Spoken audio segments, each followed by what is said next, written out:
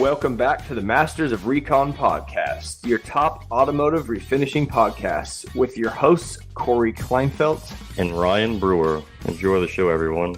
What is going on, guys? Welcome back to the Masters of Recon podcast. Today we have two special guests for you, and we're super excited about it. So we got our co-host, Ryan Brewer, here, and we have Adam and DJ from the Lafayette, Louisiana area, and they are both part of the Sterling Automotive Group, here to talk about their history in the dealership world, talk about reconditioning as a whole, and then hopefully touch a little bit on RestorFX, why they like it, maybe even why they don't like it a little bit, and we'll go from there. So welcome to the show, Adam and DJ. What's going on, guys? What's up? How you doing? I'm great, man. Thanks for joining us after hours to talk a little bit of more car stuff. So, Adam, why don't you start, man, and tell us a little bit about yourself, how you started, and we'll go from there. For sure, man. My name is Adam McDonald. I work for Sterling Automotive Group. I've been doing it since 2014. Got in that from retail sales, and a buddy of mine called me to come over and working for a dealership, sell some cars. Really never thought it was going to be a career until then. It kind of took off and never looked back since. But sold cars from 2014 to 2017. 2017 started with Sterling Automotive Group and started off as a used car manager at one of our stores and been around to a few different places, but currently as a used car manager for our Sterling Kia location. Nice. Yeah, they always say that once you get into the car business that you never leave. Oh man, yeah, I could never do anything different. I never would have thought that, but it's I try to get both of them to leave all the time, but yeah, it's just not working. And then I hate them to leave. Yeah, I hate them to leave because they're both of my great clients, and I'm like, who's going to replace you? And then I'm screwed, right? So yeah, you're like, leave, stay. Right. Well, that's awesome, man.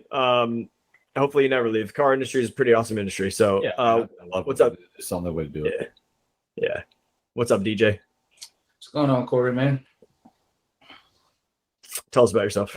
So a little bit about me, man. I got into the car business 2018. Started out in sales. Backtrack. Name's DJ Schelling, sales manager for Sterling Hyundai here in the Lafayette area, specifically overseeing our used cars for our Hyundai location and our Genesis location. Got into sales 2018. Took a leap of faith. Never looked at sales as a career. And man, life changing. Definitely having fun. Definitely love giving Ryan a hard time, but yeah, man, sales is the way to go. Definitely enjoying it. That's awesome, dude. And thanks for joining us. I mean, it's already you can tell the relationship that you guys have already, just because, in your guys' time, we're at 7:30 at night. You guys coming to hang out with Ryan after hours. You guys obviously put in a full day selling cars. Not an easy job to come after hours. So that's awesome. Ryan, how do you find managers like these, man? Teach us. Dude, it's so crazy. I think when we talk about finding common ground with people, so a little background on DJ. I'm from Chalmette, for all the guys that don't know, right? DJ's from right across the river from me, from was it Westwego, right? Or West Bank? West Bank, the best bank, right? So if anybody knows any type of relationship we have with those guys, it was never the greatest. Like, we're from Chalmette, one side of the river, they're from the other. So we kind of hit that common ground, and DJ, he will put me in my place. There's no doubt about it. If I'm screwing up, if I'm not showing up, he puts me in my place, and I do appreciate it. A little bit of accountability.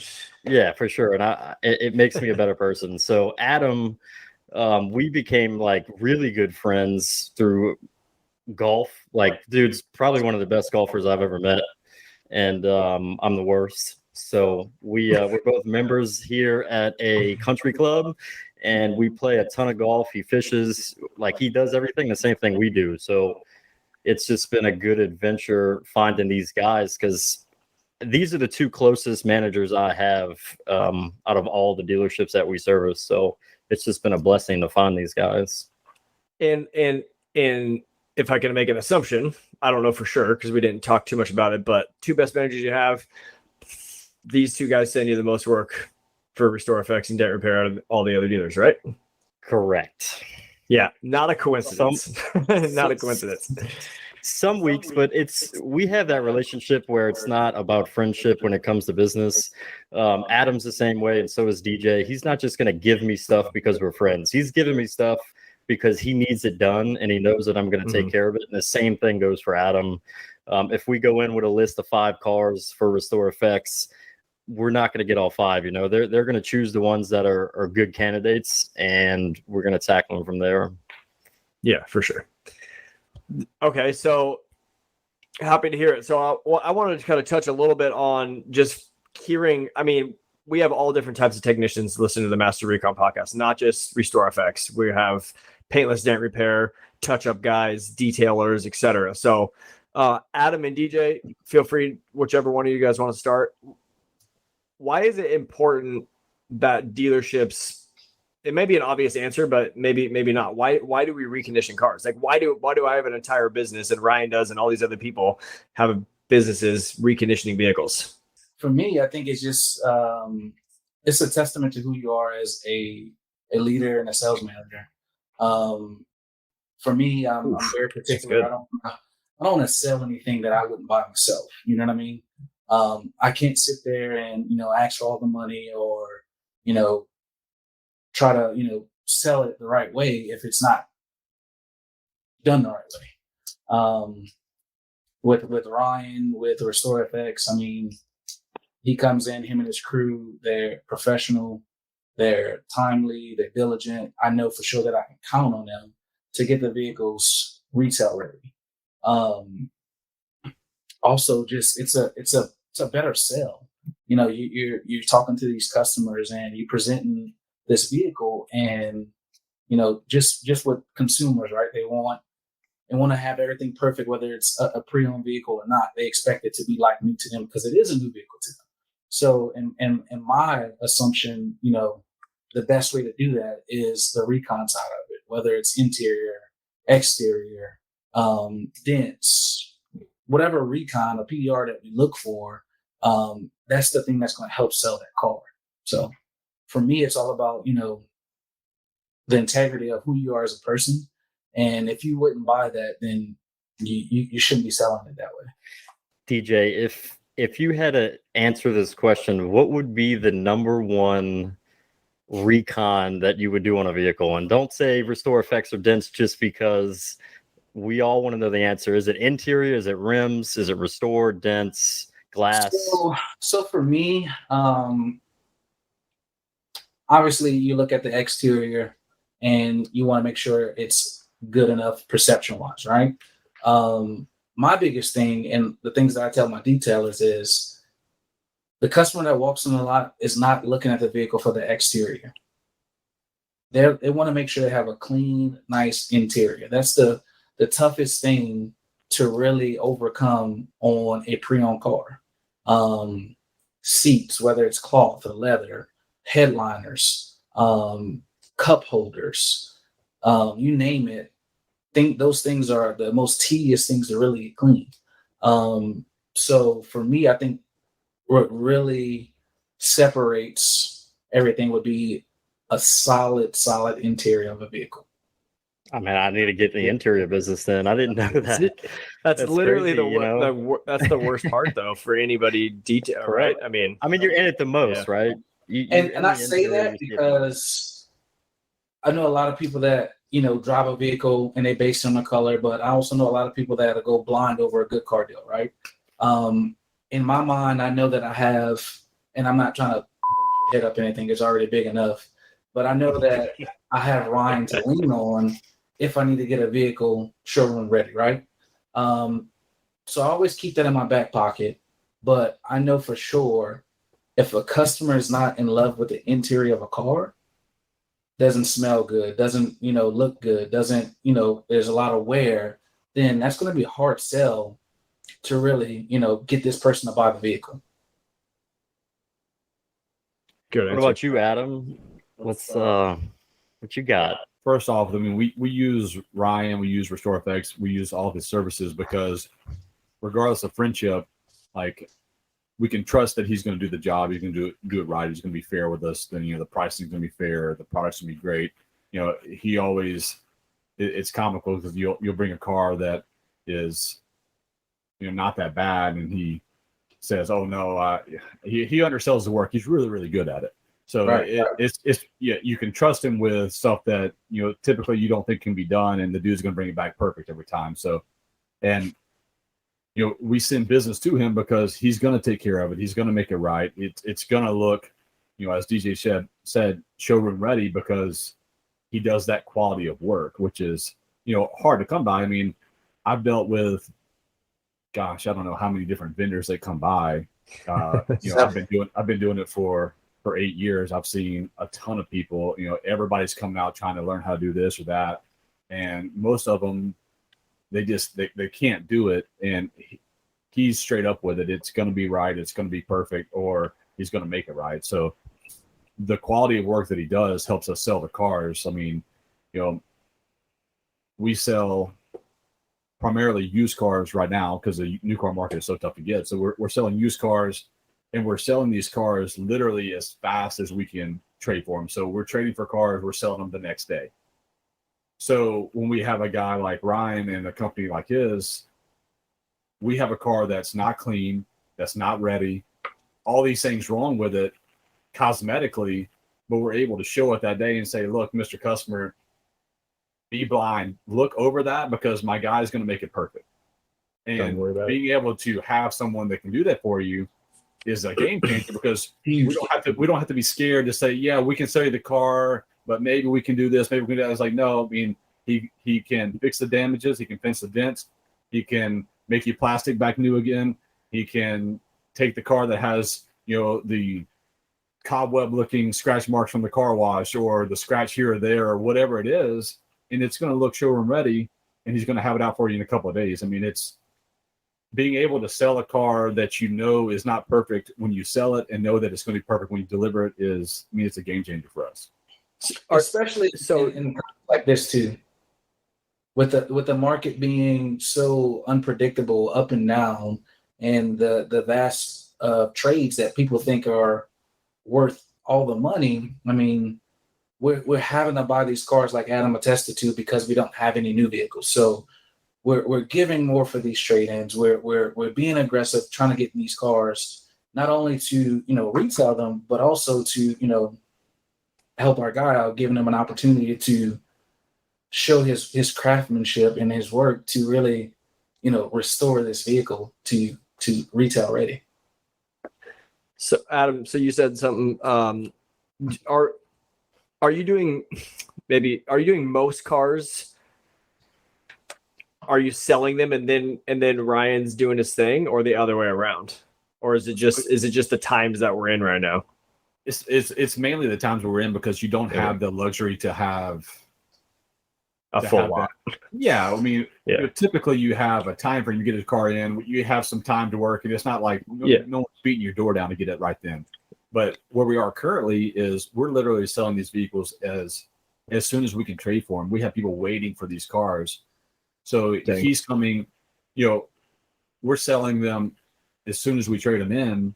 Obviously we inspect them, we send it to our used car department for all the mechanical stuff. We do all of our due diligence with it. Yes, smog safety, whatever. Yeah, as far as the cosmetic side goes, he comes and knocks these things out. He's on our lot at least twice a week. His guys from RestorFX are coming multiple times a week, picking up cars, bringing back cars, bringing me stuff to do. It's just a constant back and forth the entire time with that. So we wouldn't be able to operate or sell the quality of cars as fast if we didn't have a vendor that could take care of us like that. So that's a huge thing for us to be able to get the cars ready. So me being a vendor, thinking about walking into used car dealerships, most of my dealerships aren't doing it that way. They get a car in, we fix it, and then they sell it. But what could I say, or how could I approach them for saying like, maybe we could do it afterwards? Are those customers like mentioning to you like, oh, I kind of want to get, or are you guys changing to them? How is that working? I get that. The So damages, are they like, oh, I'll buy the car, but you got to make all the spider webs go away? 100%. So what we do with that is, we look at the car. We're not going to oversell, overpromise what we can deliver on, but Yeah, sure. The car we're going to do what we can to make the customer happy with the car. And obviously, if the car is not perfect and it's not what we said it was going to be or what they could expect, then we don't feel that they're obligated to buy the car. We're going to make it right for them. We have 13 rooftops in our dealership. We started with one rooftop. We're not a large corporate owned company. We're a one guy owned company. I mean, our owner is a single person, not a corporation. So I mean, if we don't take care of our customers and we don't deliver the products that we say we're going to deliver, we wouldn't be able to have the business and have the amount of stores that we have. So, having our vendors, like Ryan, be able to back us up on this keeps us from having to not be able to deliver the product that we're saying we're going to deliver. So he keeps us out of a bind. We'll call us to and say, hey, bro, we got a car sold. The whole back end is basically totaled, but I told him you could fix it. So I hope you can do it. That's what we're dealing with. And the dude, I mean, it's ridiculous what he comes up with and what he can do. And it's truly great, but his ability on the recon side, but the RestorFX stuff as well, that product in particular makes these cars that paint wise are not the best looking vehicles, especially older vehicles that have scratches or the clear coat's coming off or the paint's faded due to just sun exposure and things like that. Him putting this stuff on the car is borderline between whether you can sell it or not sell it, or between, like DJ said, asking for all the money. If I have a car that's all faded and crappy and I can sell it for whatever price in that condition, he can come and restore the car. The car looks $2,000 better on a, not even close to that price point. So we take a car that we would not be able to get that much money for, and we can get the car because, I mean, it looks like it came off the showroom. I mean, it's a huge difference in what the car looks like pre and post, application. I kind of piggyback on, what Adam's saying, and to kind of answer your question a little bit more in detail. I think it just starts with having a conversation, with your customer and overcoming those objections. Not like Adam said, not over promising, but delivering it with confidence that, hey, look, I have a guy that I trust that can make this car look 10 times better. We even, use him for some of our pieces that I'm sending to wholesale. I'd rather spend that money, on a vehicle to get it restored and get that paint and condition looking, that much better. That way, when it goes to auction, it's really bringing more of the value of what the car deserves to make. So, using him for his services and what you guys offer is definitely a game changer to not only our market, for our customers, and for our organization. For sure. And, Cory, talking about what you're saying, going to approaching these dealers is, I mean, the way Ryan got in the door with me specifically, I know he had done some of the stuff, but, with me is you have to show them what you can do. Talk is talk, but you have to be able to show them a product that you can take from A to B and show them what services you can offer. And when they see that, they're going to see the value in what you guys are offering. Ryan did that with the dents first, and then with the RestorFX, he did cars for us that, hey, look, this is the car, this is what it looks like now, this is what the vehicle's worth. Let me show you what this is going to do and what I can do for you. And when you see that, you can't deny that the product is what it is, and it's worth the money. So it's more so just kind of getting your foot in the door however you can to show off what the skills and the product is, what you have to offer, and they can't deny it. And if it's going to make someone more money or allow you to sell a vehicle, they're not going to turn you away. It's just a matter of getting your foot in the door with that. Yeah, and when I talked to Ryan about opening up my RestorFX center, he was like, don't spend all the time trying to sell them and talk to them and do all this. He's like, just show them, like you guys said. Whether it's dents, touch-up. I know touch-up guys that'll draw a line down the middle of the hood, do one side of the hood and not the other. Dent guys can show before and afters. RestorFX, see that car right there? Take a look at it. I'm going to bring it back in tomorrow or the next day. Let's take a look at it then. Let's show the people, because, again, talk is talk. I'm sure you guys have people all day, every day coming in saying, here's what I can do. And you're like, show me. Right, And that leads into a question like, what's the trait that you want most of a vendor? Is it that they do good work, or they show up on time? What's the trait that you guys look for in vendor? Like when you pick a vendor to be your guy or gal? I think it's a multiple of things. I mean, you look for accountability. You look for if this person's trustworthy. You look for if they have professionalism. Those traits go hand in hand with a good partnership or relationship. You know, I need to be able to know that I can hand you these keys and the work's going to be done in a timely manner. You're not going to go, mess up or wreck the vehicle or do anything that'll tarnish, both of our jobs. But all in all, I think, looking for in a vendor's communication. Hey, look, and it's both ways. Hey, DJ, it's been several times that Ryan told me, I don't think I can do anything with this vehicle, but I'm going to try, whether it's the restore side or the dent side, whatever it might be, any, recon. If you guys aren't honest and transparent, then it's going to be at a fault from the beginning. Yeah, for sure. Like the honesty, the transparency for sure is something, but with all the vendors that we have come through, I think just actually being there, showing up and doing the work. It's crazy how many people will come up and like, yeah, I'm going to do this, I'm going to do that. And then they show up and they're there that week. And then maybe the next week. And then after a little while, you're literally calling them to try to get them, hey, I haven't seen you in 2 weeks. Are you ever going to come by? So as much as we move inventory, as many cars as we roll through on a daily, weekly, monthly basis, you have to be there. I don't need a guy that's going to come once a month. I don't need a guy that's going to come every 2 weeks. You have to be at that dealership at least once a week to be able to do the workload that I have. I mean, once a week, I can't ask more than that really, but I'm saying like I have enough work in just a week with cars coming in and out, but like if you're not there every week, then you're hurting me. Right. So I don't need to have to call you and see, are you coming? When are you coming? And it's crazy how many vendors that we have come in and out that like you literally have to hunt them down, regardless of the quality of work. You can't find them to do the work if you wanted to. So with Ryan, with his team, I mean, they're there multiple times a week. I mean, you almost have to run some of the guys out. Like, look, okay, I can't do any more work this week. So like, I'm good. But I mean, they're there all the time, which is a good problem. They're always trying to help. They're always trying to work. They're taking as much as possible on a workload. And not only are they doing that, they're delivering the product back in a timely manner. The quality of workmanship is fantastic.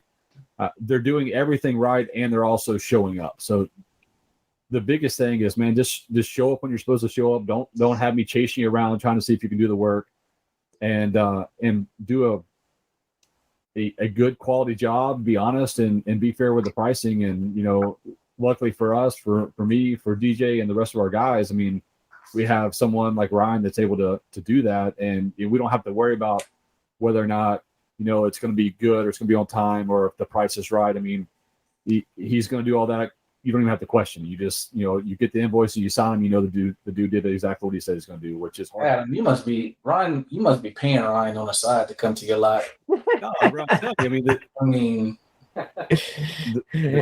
dude does a great job. And I'm telling you, I'm as cheap as they come.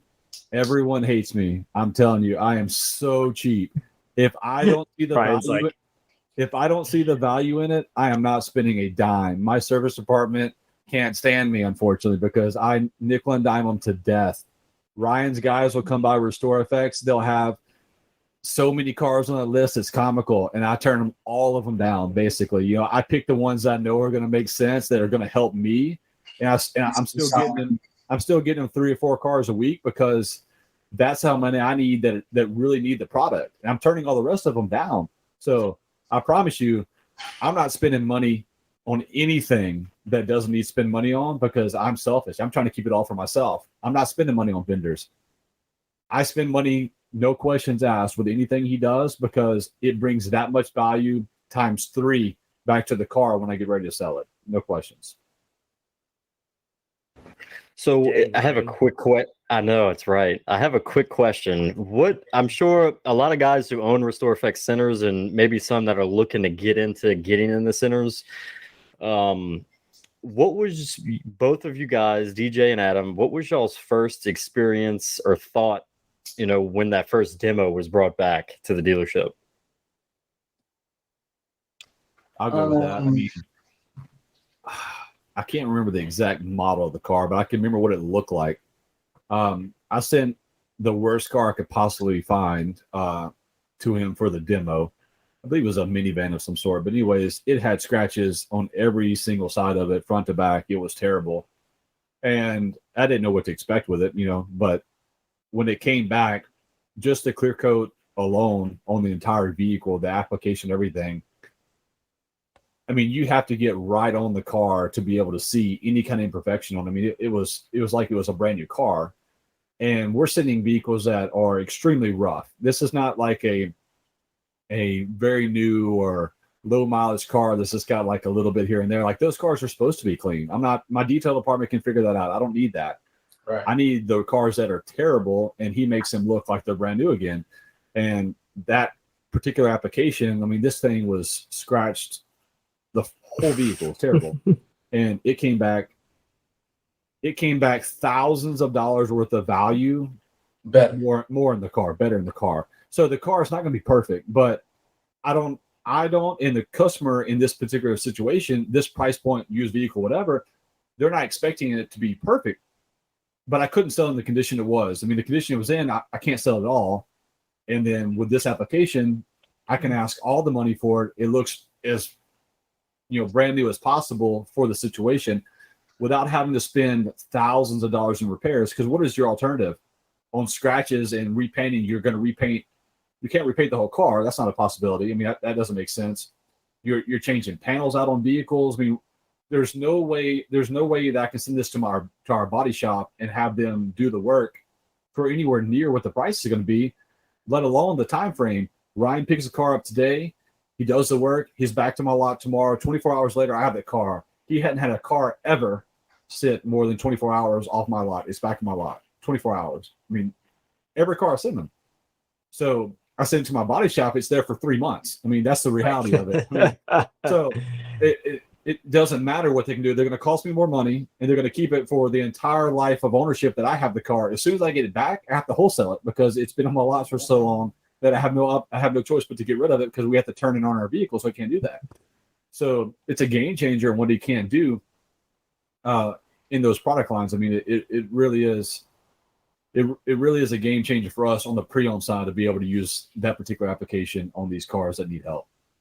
And just to piggyback off of, Adam, and to answer your question, I mean, so when it was first presented to me, I'm like, this is ain't no way you're going to take this vehicle from this current condition and make it like me. So it was a 2015 Ford F-150, about 70,000 miles. And I tell you, this thing had swirls from top of the car, top of the truck, all door panels and everything. It was almost deemed to be wholesale just because of the condition it was in. Him and his guys, they took it 24 hours, like Adam said. It really changes the dynamic. It changes the perception of what the vehicle looks like. You know what I mean? So you at that point as the manager or the customer, you're looking at this thing and it's like, damn. Now I have the opportunity to retail this vehicle. It's back on the lot. I can, the recon's done. I can ask the money for it. It's not, something that's written off or forgotten about, or you're not having to discount the vehicle just in order to sell the car. It's product. It's quality. It's something that I don't mind spending the money on to, solidify sale, make a customer happy, et cetera, because like Adam said, I'm not doing this on a vehicle that's like new. You know what I mean? I'm doing this on the rugged stuff, the vehicles that need the attention, that needs the recon, that, that's been put through the ringer, had a rough first owner or whatnot. And these guys do a hell of a job. So what would you have done before RestorFX with that bad looking of a vehicle? I think Adam kind of touched on it. We try to get into our body shop. We have to make an appointment to get a buff job or, see if that'll fix it. Far as like a true paint and correction stuff like that, we wasn't doing anything like that, beforehand. Yeah. We wasn't, investing that type Too of expensive. money. Exactly. If we do our recon and we look at it, we get a quote and it's $4 or $5 grand to do something like that. I mean, that thing's going straight to auction. Yeah, totally. For sure. And, Ryan can 100%. attest to this. This is I'm sure a bad moment in his tenure with the RestorFX, but I had a car I sent him right out of the gate. This is almost as a joke to see what he could do with it. But one of my other sales managers traded for a Buick Verano, and dude, this car was black. It was supposed to be black. It didn't have a lick of paint left on the car, so the whole roof, the trunk, and the front hood was faded to like it was almost white. So a black car, but the car's white. It has no paint left. It's completely faded. And he trades for this car, but it has like 60,000 miles on it. I'm like, this car's super nice. It doesn't have any paint on it. It's terrible. So he's like, okay, he sent it to me, sent it to auction, whatever. So I got him like, man, I wonder if he could, we've done a couple cars with him. I was like, maybe he can fix this car. So I sent it to him. And this was the one time I can tell you that maybe he didn't do it in 24 hours because he didn't have the chance to. I mean, he kept this car for like a day. I'm like, okay. Then the next day, I call him like, hey, bro, you gonna bring my car back? He's like, well, I mean, we're still putting some. So I don't know how many coats he put on this car, but the car was like probably 6 inches taller when he got back. But anyways, he kept it for a couple extra days, and he put a few different applications of Restore on it. But literally, this car, I brought it back up to the guy who traded it in, the sales manager who took it on trade. I said, hey, I got this car for you to look at. What do you think? He came and looked at it. It's like, yeah, it's a pretty nice car. What is it? And I said, well, you don't remember this car. You traded for it about 3 days ago. No, I've never seen this car before. 3 days later, he didn't even recognize the car that he traded for because it looked brand new. So the car was completely not recognizable. So we took a car that was 100% wholesale. We gave probably half the value of the car. So if the car is worth X, we gave half of that to the customer because the car has got no paint on it. It's terrible. Can't do nothing with it.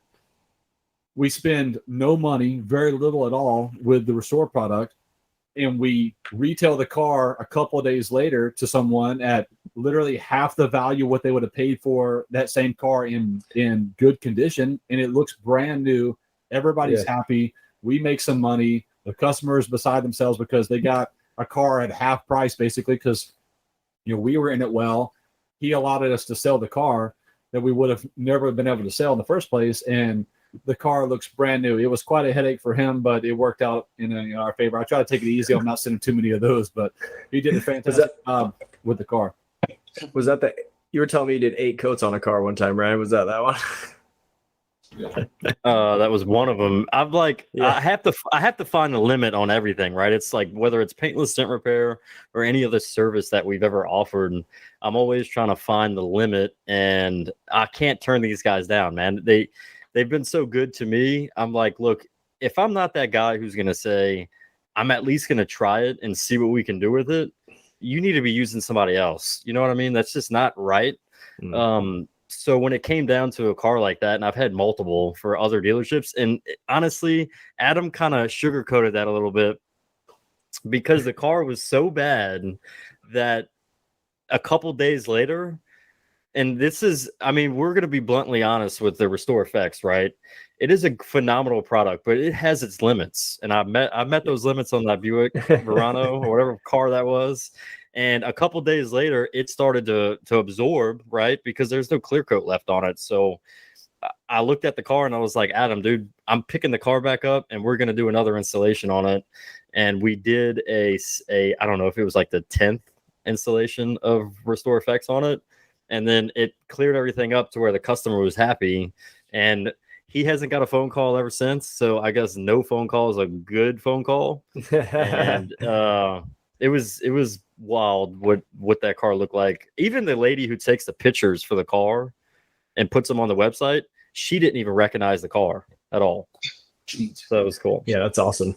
So my dad started doing paintless dent repair in 1991. He used to tell me stories about how he'd walk into a dealership and be like, "Oh, I can do this thing where I can get behind the panel, push the dent out or whatever." And they're like, that doesn't seem possible. We just send all of our stuff to the dealership or to the body shop. Either they didn't do anything or they sent it to the body shop. There was no in between there. And then with paintless dent repair coming around, they were like, wow, there's actually a great option where you can fix smaller stuff now much bigger, quickly. And so I know we're all sounding like a bunch of RestorFX fanboys over here, but that's because it's true. We're coming in with a product where it's like, I can't keep the car, or I paint the entire thing, or paint correct it, which is either way, it's thousands of dollars. But RestorFX has figured out how to fill that kind of niche in between there, where we can do a fantastic job quickly, inexpensively. It's perfect for wholesale. So I just want to point. I just read that connection in my head, and I'm like, that's why it's so exciting for me personally, being a center, Ryan being a center, and then having other dealer managers come on and talk about how great it is. I think that's why, is because we're all pumped about it, because it fills this niche that's just hasn't been filled like ever. One of the things you just said was time. In the car business, we know that time kills deals, and to be able to have a service and a guy that we can trust and know that it's going to be done in a timely manner and done correctly. Because listen, we can have Joe Blow get the vehicle, do it, and it comes back looking like worse than it did before it left, right? We know a couple of people that's like that. But to have that, like I said, that trust that, hey, look, I'm giving this guy his keys. This vehicle's going to come back 10 times better.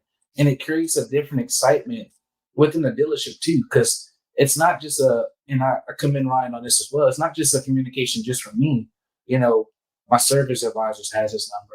My sales consultants have his number. Like, it's an open book. Hey, look, Ryan, today. Hey, Ryan, I got a brand new vehicle that needs some attention. Hey, if you can bring it to me, I'm gonna take a look at it, see what I can do for you. That's the type of guy this man is. So I definitely applaud him for his, just being an all-around worker, engagement, having that business mindset, and also, wanting to put his best foot forward to take care of, not only his business, but also his clients. I will say, like, whenever you find a guy or a manager like these two, because I'll just reference back to today. I had a really bad experience with not me, I guess my manager had a really bad experience with some managers at a dealership where we walked in, they opened up, they own a couple other dealerships. I guess we'll call these guys the B lot. We were talking about that on the last episode. So I said, man, Mike's hitting the B lots up. Let's go try to get on some of those. So we went to a B lot. For us, I'm going to say it's Don Wholesale out here in Lafayette, and they opened up a new store in Carencro. And I sent the managers out. They went over there. As soon as they walked in, the guys were like, oh, we got 5 other guys that are doing the same thing y'all are doing, and wouldn't even listen to a single thing my guys had to say on what RestorFX was, and didn't give us any type of opportunity to prove them wrong. So, like, going back to when you find managers like Adam and DJ, put the effort in to making sure these guys are happy. Not even just them. Like you said, the service advisors, the salespeople. We talked about that with Mike last week as well. Making sure that everybody in the dealership knows who you are and that you're there to take care of them. The more you do that, you're just going to keep, even if DJ moves on to another lot, because it's happened. I mean, he came from Ford and now he's at Hyundai. Same thing with Adam. They're moving around. It happens. But the fact that everybody knows who we are at those specific dealerships, it really helped out when those changes do happen. Yeah, that's awesome, dude. I totally agree with you. I have just a general question that I'm actually reading a book or listening to a book currently that they're talking a lot about this, and so I was just curious to ask a couple managers about it, just as recon in general. And you guys touched a lot of the great things that Ryan does, or great things that you want other vendors to do: professionalism, show up on time, do a good job, whatever. I don't know if you guys ever thought about this. I might put you on the spot, but as vendors as a whole, what would you like to see, or is there anything that you'd like to see change or that you don't like about what vendors do, right? Like maybe that guy today had already had 8 people come in and try to pitch him. And he's like, I already got people. I'm like, you don't, because no one else does this, but okay. So like what, just out of curiosity for all the people across all of North America and everywhere listening, like what would you like to see change in just the vendor industry? If you have an answer for that. I'm not sure about change, but I mean, if you're trying to get into a new spot, it's just a matter of creating a relationship. I mean, everything we do on a daily basis is just a relationship. It's a relationship business between us and our customers, us and our vendors, whatever it looks like. It's just a relationship. So, maybe try to not worry about selling something or selling a product so much. I mean, obviously create the relationship, keep coming by, keep trying, and get your foot in the door. When you get your foot in the door, show what you can do and back it up and build that relationship. But, with Ryan, myself, it's strictly a relationship. He got in, a relationship is what started it, but his quality work is what's kept it. If he can't do the work, I'm going to move on to somebody else. But it's more so about the relationship. You don't have to, I have a specific person that comes by that has a product that I would never use ever. But the only thing that I do respect about him is that he's persistent.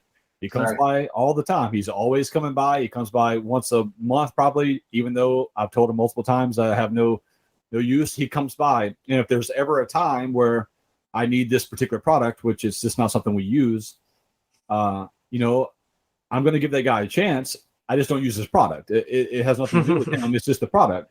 But, being able to continue to come by, to check in, to have that relationship, don't make it all about, what are you trying to sell me thing. Just have a relationship, come talk, bull crap a little bit and move on with your day. But, make the effort to come by, to check on you, to check in, to treat me right once you earn my business, and to continue to have that relationship. The business side is just a plus. The relationship is really what it's all about with all of our vendors, all of our people. I mean, without having the relationships that we do, we couldn't operate. So just having a good close friend group there, it makes it, a lot easier on everything. And, you were talking about earlier about the body shop stuff and the PDR work and stuff. And it's really comical.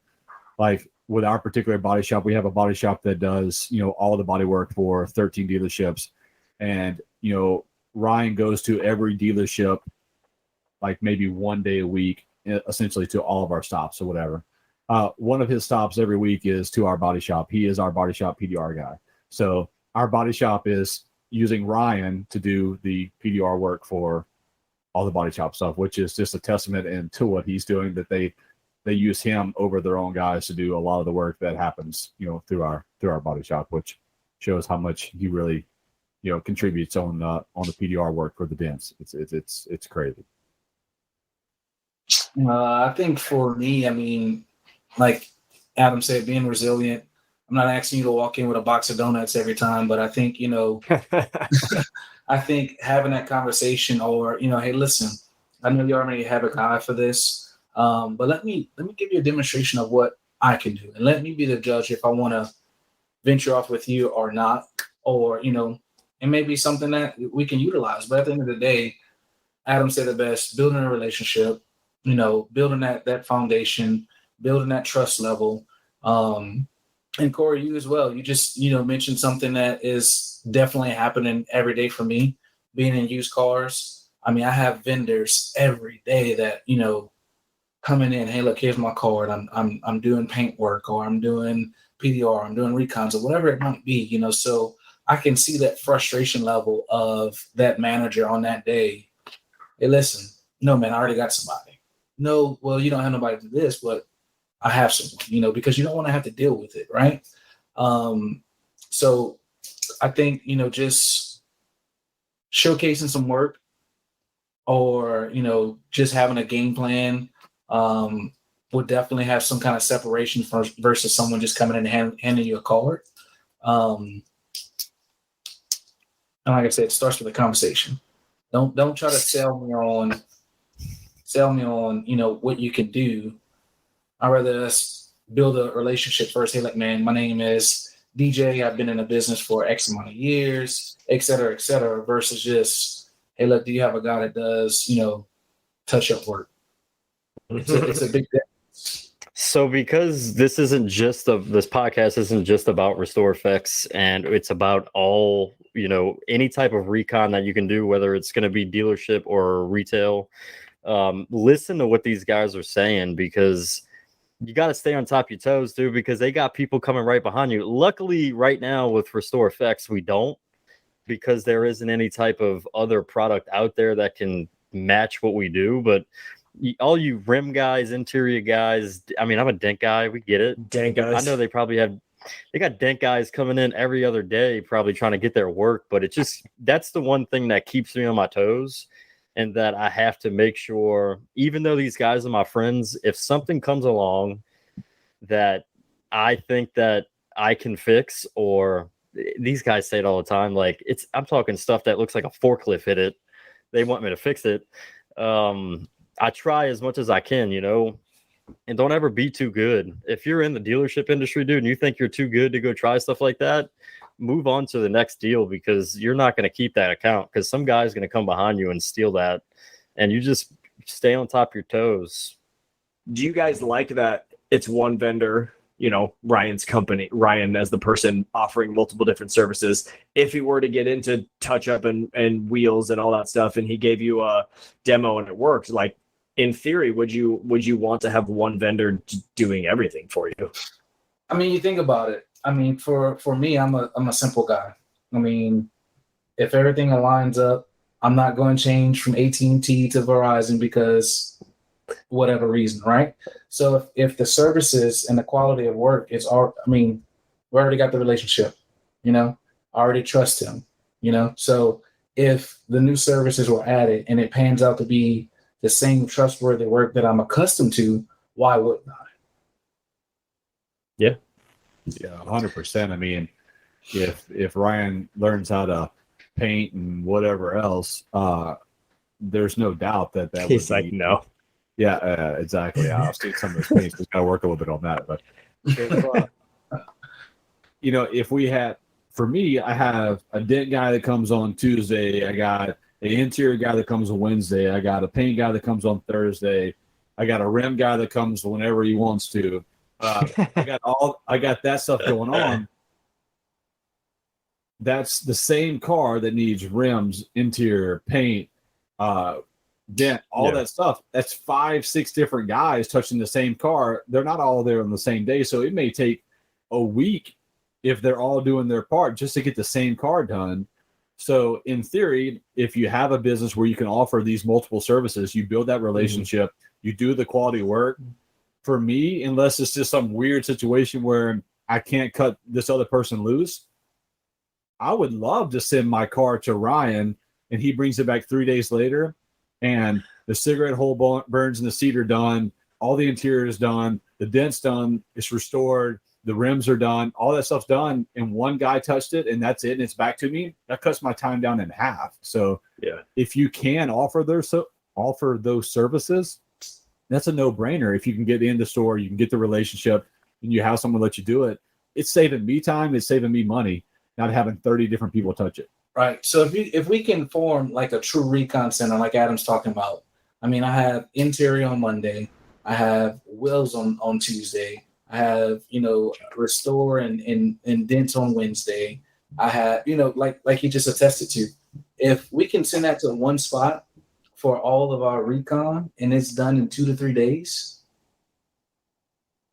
you know how much burden that takes off of a used car? I guess I got to get cracking then, huh? Let's go, Ryan. Some money on the table, cuz. It's getting your bosses to understand that, we've kind of been through that. That alleviates so much pressure and just unnecessary stuff that we have to continue to follow up on, right? Like Adam said, I don't want to have to constantly call to see, where you're at, or if you're coming this week, or what's going on with my vendors, So if we can just streamline it, right? So sign me up, coach. For sure, bro. So no, I mean seriously though, like go ahead. I said, I'm not going to throw this guy under the bus so much, but if any of you guys know how to fix bumpers, my bumper dude is fantastic. He comes every 7th Wednesday. So, I mean, this dude it never shows up. But like, I mean, talk about vendors. Like, if you can learn how to fix a bumper, y'all send him my way because this dude's great, but he never, ever comes. So, Ryan, I need you to learn how to reattach bumpers and do clips and stuff because this guy is leaving Every 7th Wednesday. Every 7th Wednesday he shows up. It's unbelievable when he actually comes. But that's the thing when we deal with these vendors. This dude is the best I've ever dealt with. Fantastic. You can't get him to your dealership. That's an issue though, like pricing, right? I mean, how's that handled? Is there set prices? Is it like negotiated on every car? Because I know the price. Obviously, we want more money. The dealerships want to pay less money. I mean, that's obviously the way that it works in the world.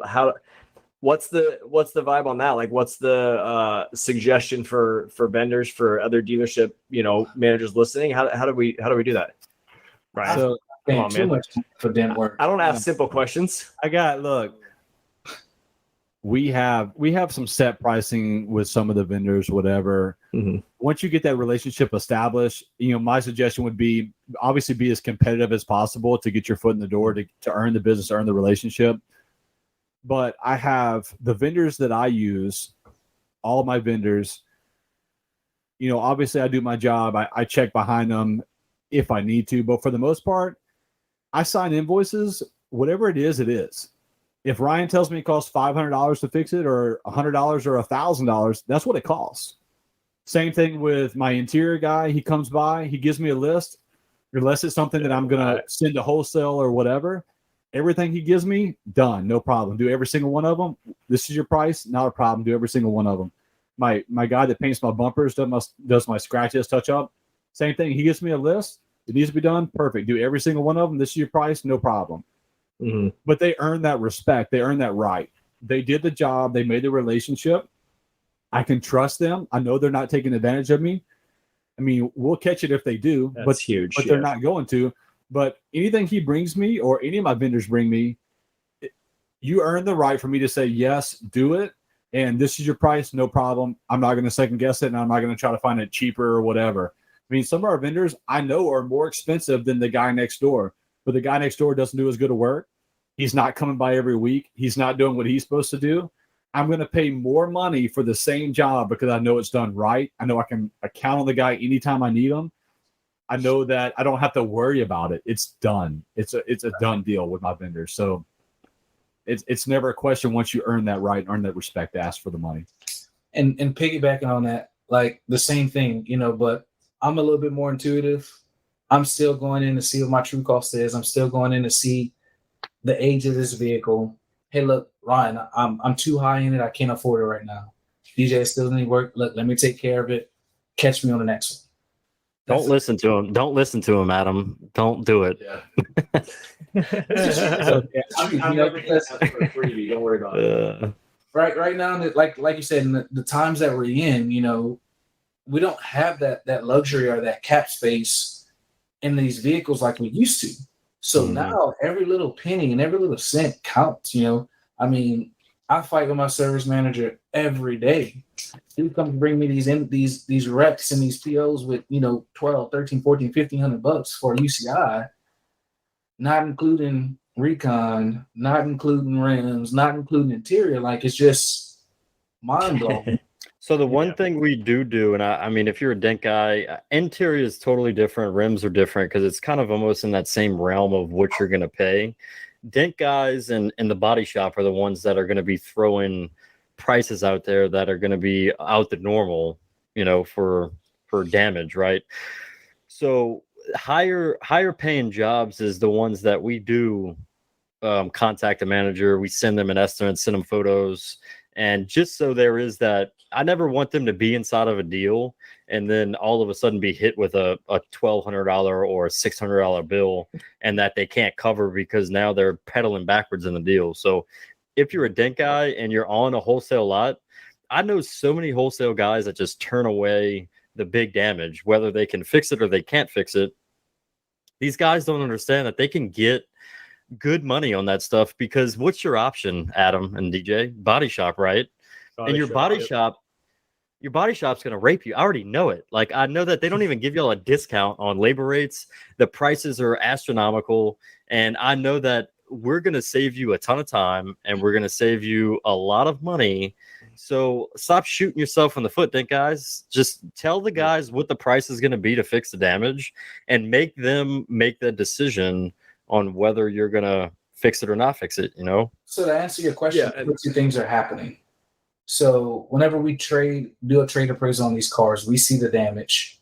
You know, we present a proposal. We go over figures. Either the customer's going to think that their vehicle's worth more money, and if they do think that, then we're going to lose a car deal. And you may not even get the opportunity to do the recon. So if we backpedal and back forward and try to ask for all the money, and I know I got a guy that I can use, and I'm calculating high, on the high end of what this job's going to be, then I can go out there and have that conversation and meet a common ground with the customer, with my vendor, with our staff, and try to make a deal happen. Yeah. So like you said, we need to let our managers know what it's going to cost. And 1, build the relationship. 2, the quality of work keeps the relationship. And then 3, for other vendors out there, you have to be able to ask for more money. The dealership would rather have you stray away from the $75 or $95, whatever per car price, and say, hey, I can do this, but it's going to take $400 for me to do it. They'd rather you do that than just say, no, I can't fix it. In my opinion. Is that true? Yeah. 100%. I mean, the body shop is not doing anything for $400.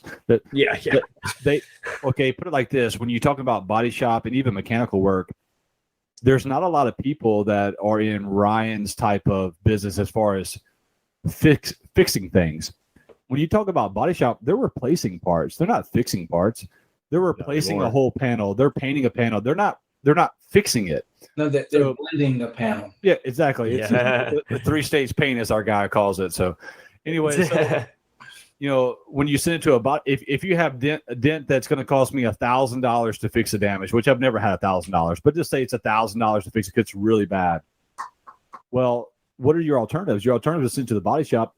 Body shop's going to be maybe $1,500, $2,000 because they're going to put all new panels and they're going to repaint it. So you're spending more money. Time. But the big thing is what you just said, time. Okay, even if it's $1,000 versus $1,200, Ryan or any of your other PDR guys are going to have it out. Let's just say it takes them a week to do it. It's not going to take a week, but say it takes a week to do it. Your body shop, shortage on parts. By the time you order get the stuff in, get it painted. I mean, it may be there a month, 2 months, 3 months. You don't know how long it's going to be there. So you may not even have an opportunity to sell the car. So if you think that you're hurting yourself by spending the extra money, you're crazy because you're getting it back 3 times faster, the same or less money, and you can actually sell the car. So most dealerships have maybe a 60-day turn, 90-day turn. You have to get those cars out. Your GM or your owner says, I have to sell this car within X amount of days, or you got to cut it loose. You send it to your body shop, your car may be in the body shop the entirety of your owning the vehicle. So all 45, 60, 90 days, it's in the body shop. You don't get anything off that. You get it back and you wholesale it. I think the number one reason why any vendor, and it seems to be dent guys more because our service has changed because we can fix bigger stuff than we used to, just plain and simple. We're all scared that if it even me to some extent, even though I do it, but we're scared that if we give a big price, we have a 10-year relationship and we're like, I can fix it, but it's $700. Like both doors are bad, blah, blah, blah. They're just going to be like, hell no. I'm calling the other dent guy that came in yesterday. It's a conversation though. Yeah. So let's talk at least start the conversation. Let's talk about it. Hey, look, I got this vehicle. This is what I see. What do you think you can do? Can you do it? Can I, it's just... That's the deal though, is because you might get, I don't care what state or city you're in. I hate to say it, but I'm kind of lucky because I'm one of the only guys in the state that I'm in that is going to fix some of the stuff that I fix for these dealerships. But dude, even if you have another dent guy that's going to come behind you and try to prove his point. Right. So a guy's going to come in behind you and want to prove that point, right? They're going to be like, oh man, I'll do that job. You were charging $1,200. I'll do it for $300, just to make sure he proves that point. He's going to get tired of it at some point in time. and then that $300 dent's going to turn back into $1,200. And even if he can fix it, so I'm like, I tell these managers, if you find a guy that's good and he is reasonable with his prices and he's reliable, just stick with him, because if you don't know what's like the grass is never greener on the other side. I don't care if you're trying to leave to go to another dealership or you're trying to find another dent guy or a vendor. Yeah. If it's working, it's working. We're here as vendors to help y'all sell, to make money. And if that vendor's doing that for you, why not stick with them, Yeah. It's a give and take relationship. You're not going to hit a home run on every deal, right? Yeah. But if I have the opportunity to change someone's life, sell a vehicle, bless a family, whatever it might be, then that's what I'm going to do. I can make it up on the next deal, but let's do the recon. Let's get it. It needs to be done in anyway, right? So get the job done, move the unit, and worry about it on the next one. Mm-hmm. Yeah. That's great info, dude. That's all. I think I'm trying to sit here and rack my brain about like all the people listening. That's what I do. All the people listening, and what questions would they want to ask? Would they want to ask you? Like candidly ask a used car manager or a GM. I think I'm out of them. Do you have any other questions, Ryan, about like what? Guys, as vendors, what questions that you want to ask to your dealerships that you don't? Because maybe that can uncover some objections for us. I think the main question is going to be like, where the you two guys come from? Yeah. I'm like, y'all have been blowing my head up the whole show, all that stuff. But so I like crawfish. I like a good bourbon and cigars. Yeah, take care of your managers, the ones that take care of you. Mike said it, and I don't know, ever since he said it in the last episode, it just kind of stuck with me because I've never really realized it. But he said they have this guy's in Long Island, right? They have 1,000 dealerships in the area that he's in, way more than what we have, right? And he only services 30. Yeah. So the 30 dealerships that he has, they're 30 of you guys, and he found these 30 guys, and it runs his entire business. He helps them sell cars. They make him money, and everything works out great, right? Yeah. So that's my main goal for everybody out here that's trying to get into whether you're a different type of vendor, you're an interior rim guy, dude. I say go to every single dealership and create those relationships, and the ones that treat you right, dude, do whatever it takes to keep that, because we have some vendors, dude. I mean, some dealership managers that I just hate doing business with, but we have to. Yeah, we all got them. Yeah, we don't have 1,000 dealerships right here in Lafayette. We have very few. So it's like I kind of have to take the good with the bad, but it's like, man, take those guys that take care of you and you take care of them. And it's vice versa for the managers. If your vendors are taking care of you, take care of them. If they're not, get the next guy. That's awesome, dude. I love it. I think I learned a lot listening to this. Learned how amazing Ryan is, which is fun. Stop blowing his head up.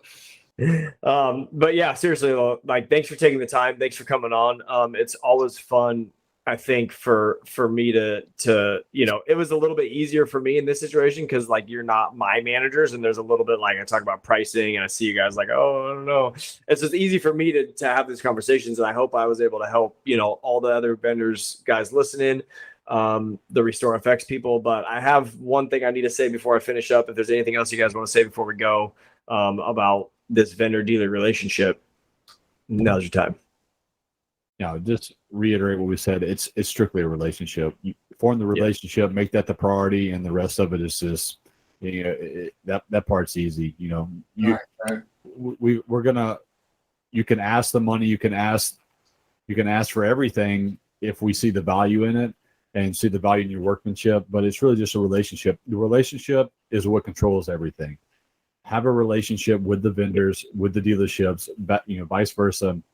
That's what controls the whole thing. I'm not doing business with somebody that I don't like, that I don't trust, regardless of the price. And the same thing when we sell cars. You're not buying a car from us if you don't trust us, if you don't like us, if you don't feel comfortable with us. Same thing. It goes the whole full circle is the same thing. So just make the relationship. That's the important part. Yeah, you guys aren't here now because Ryan fixes dents super well. It's because of the relationship. Exactly. And that's regardless of the business relationship. If we didn't have a relationship, I'm not here at 8:35. I've been here, that's just 12 hours since I got to the dealership. I wouldn't be here right now, with the exception of the relationship. I'd be at my house where I should be. You know what I mean? So he earned the right. Yeah, exactly. He earned the right to ask me and ask DJ to be here at 8:35 at night. And just piggybacking off of that, I think it's, relationship, being vulnerable, saying what you can and can't do. Because at the end of the day, we expect, Ryan to be able to fix everything. You know what I mean? And he tells us, like, hey, look, I can or I can't fix it. You know what I mean? Being transparent, I think that's a huge thing for all vendors to form that relationship. Transparency is key. It's not just what he can do for me, but it's, man, pop in, have a cup of coffee. Let's talk about things. Let's talk about other shit besides just recon work, right? Mm-hmm. And I think that separates him from all the rest of the vendors that I've had, that Adam's had throughout our course of the years in the car business, that, drawn us to like him a little bit more, not that much more, just a little bit more than we do everyone else. But like he said, our customers not buying a vehicle from us because we look good. They're buying a vehicle from us because these guys are trying to help us out. These guys are being trustworthy. I can see they're, doing their due diligence. They have passion and pride for what they're doing, and they're wanting to help me out. You know what I mean? So that's kind of give when it comes to vendors and a dealership. What can you give to me and what can I give to you? I have the inventory for you to fix. You have the work that I need. Let's form the relationship to bridge the gap in between dealership and vendor and make something happen. So Ryan and his team does an excellent job of that. And I mean, just from talking to you, Cory, I feel like you're the same. So, congratulations to you in the California area, and Ryan, continue to do what you're doing. Awesome, dude.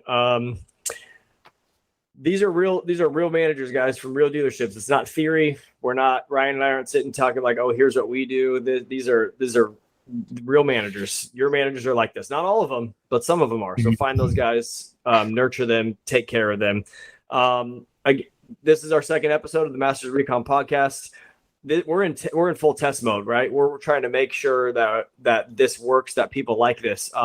If you guys want to learn more about RestorFX, open a RestorFX center, get more information about it. Reach out to them at RestorFX.com. Mention the podcast because it will help us continue to put more of these episodes out. We will expand into doing more episodes. Right now, once a month. If we have a lot of people listening, a lot of interest generated, we'll continue to do it. Yeah, right. That's it, man. Y'all just take all of it in, everything that we say in these podcasts, and utilize it, and just watch your businesses flourish. And if you guys have any questions, you can reach out to me and Cory anytime. We are on the phone and Messenger all day long answering guys. So if you have any questions, just shoot us a quick text or a message, and we'll definitely work through getting you guys situated. Awesome. Yeah. Thanks again, guys. It was great to meet you, Adam and DJ. Hopefully when I come out to Louisiana, bring my wife out, we can stop by the dealer and see what's up.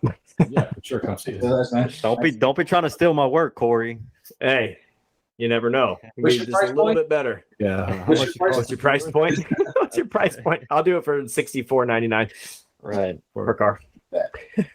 Thanks, guys. Later. Thank you for listening to the Masters of Recon podcast. If you got any value from the show, then please subscribe and share the show to your favorite social media platform.